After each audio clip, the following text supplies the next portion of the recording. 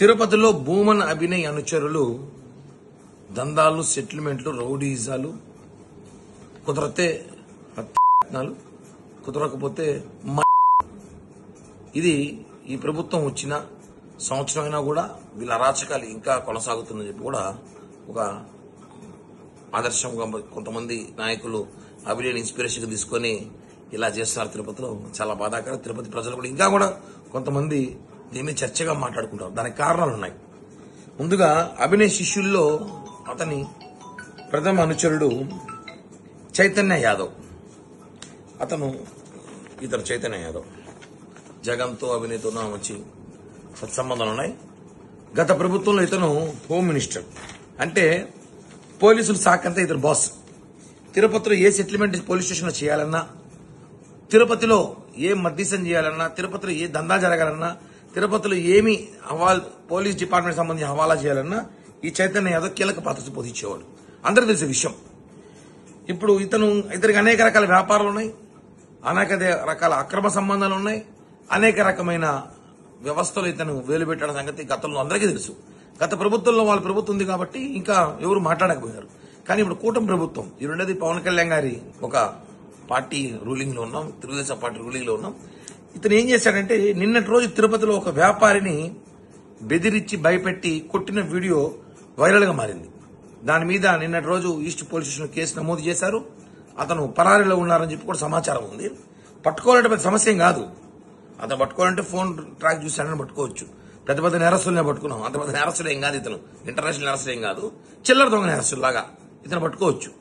ఇతను ఏం చేస్తున్నాడంటే తిరుపతిలో ఇతని మీద అనేక పోలీస్ స్టేషన్లో కేసులు ఉన్నాయి, అనేక పర్సనల్ విషయాలకు లావాదేవీలు సెటిల్మెంట్ చేసే రోజులున్నాయి. ఇతని మీద అనేక ఆరోపణలు ఉన్నాయి. నిజంగా ఇతని మీద కేసులన్నీ కూడా బయట తీసి ఇతను విచారిస్తే ఇతనుకు 10 ఏళ్లు బయట రాడేమో. అన్ని కేసులు ఉన్నాయి. వాస్తవంగా చైతన్య యాదవ్ కోర్టులో పడగెత్తినాడు. ఈ డబ్బులను ఎక్కడిది, ఇతనుకున్న ఆస్తులు ఎక్కడివి, ఇక్కడ ఎక్కడి నుంచి డబ్బులు వచ్చాయి, ఎవరు బినామీ ఇతను, ఇవన్నీ కూడా విచారించిన అవసరం ఉంది. ఇవన్నీ కూడా కూటమి ప్రభుత్వం తరపున ఇవన్నీ కూడా మేము మా నాయకుడి దృష్టికి తీసుకెళ్లాము. ఈరోజు ఎవరైతే ఆ మోహన్ రావు బాధితుడు ఉన్నాడో అతను కూడా ఈరోజు రేపు అతను కలుస్తాము. ఇంకా మరిన్ని విషయాలు తెలుసుకుంటాము. తిరుపతి ప్రజలు చాలా మేధావులు. అందుకే మొన్న ఎన్నికల్లో భారీ మెజార్టీ కూటమి అభ్యర్థికి ఇవ్వడం జరిగింది. అంటే అర్థం చేసుకోండి మీ మీద తిరుపతి జనాలకి ఏ రేంజ్ లో ప్రేమ ఉందో అనేసి. కాబట్టి మీరు ఇప్పటికన్నా మారాలి, మీ అనుచరులు మారాలి. మీ అనుచరులు ఇంకా మాదే హవా అనుకోని రౌడీజం చేయడము, ఇంకెక్కువ మారితే సోషల్ మీడియాలో కొత్త పోస్టులు పెడతారు. ఇప్పుడు తమాషా ఏమంటే ఇప్పుడు చైతన్య గురించి సోషల్ మీడియా రావడమే ఇప్పుడు ఒక వీడియో రిలీజ్ చేశారు. తిరుమల అలిపిరిలో మద్యం తాగుతారనేసి. అంటే వీళ్ళు ముందుగానే తీసి పెట్టుకుంటారు రెడీగా. అన్ని వీళ్ళే సెట్ చేసి మనుషుల్ని వీళ్ళే వీడియోలు క్రియేట్ చేసుకుంటారు. ఎప్పుడైనా డైవర్ట్ చేయాల్సినప్పుడు ఒక వీడియో రిలీజ్ చేస్తారు. అంటే చాలా తెలివిగా సోషల్ మీడియాలో చాలా తెలివిగా ప్రయత్నిస్తున్నారు. అవన్నీ పనికిరాని తెలివితేటలు. తిరుపతి ప్రజలు చాలా మేధావులు. ఇంకా లేదంటే ఎవరైనా అమ్మాయిలు తీసుకొచ్చి వాడు ఎలా మోసం చేసినాడు, వీడు ఎలా మోసం చేసినాడు, దాంట్లో దిట్ట. ఈ అడంగి లఫంగి రాజకీయాలు కానివ్వండి, ఇలాంటి చిల్లర పనుల రాజకీయాలు చేయడంలో ఈ తిరుపతి వైఎస్ఆర్ కాంగ్రెస్ పార్టీ నాయకులు సోషల్ మీడియాలో బాగా అద్భుతంగా పనిచేస్తారు. తిరుపతి ప్రజలు మళ్లీ ఎన్నికలు వస్తాయి.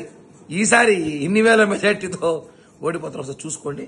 ఖచ్చితంగా చెప్తున్నాం, ఈ చైతన్య యాదవ్ మీద పోలీసులు సీరియస్ యాక్షన్ తీసుకుని అతని మీద అన్ని కేసులు కూడా బయటకు తీసుకొచ్చితే ప్రజలకి అతను అక్రమంగా సంపాదించిన డబ్బులు, ఇంకోటి అతని బాధితులతో బయటికి రావాలి. చైతన్య యాదవ్ బాధితులు మొన్న ఒక మహిళ పెద్ద వచ్చింది. ఈ రోజు ఇతను గతంలో కూడా అనేక ఉన్నాయి. ఇతను బాధితులతో బయటికి రండి. మీకు సపోర్ట్ గా జనసేన పార్టీ పూర్తిగా మీకు సపోర్ట్ చేస్తుందని చెప్పి కూడా మీకు తెలియజేస్తున్నాం.